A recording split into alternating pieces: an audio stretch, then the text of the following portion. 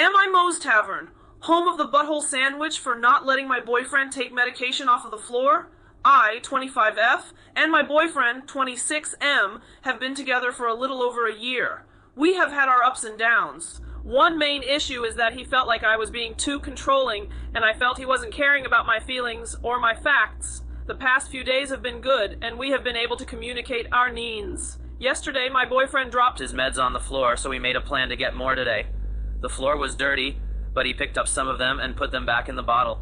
We lost a bit of medication since the rest was either covered in hair, poop, shit, feces, or whatever debris was on the floor. Around 4 p.m. today, I realized that we hadn't picked up the medication, and the store closed at 6 p.m. We were on our way to 2 separate stores to get his least favorite medication. While I was driving, I asked him to call the store to see if we would be able to get the prescription so I wouldn't waste gas going there if it wasn't an option. He called, and they said it would be about $260 because his insurance won't cover it, but that he should call his insurance anyway, just to see if they will pay for it. It's the weekend, so we both agreed his music is not so great, but I secretly didn't agree.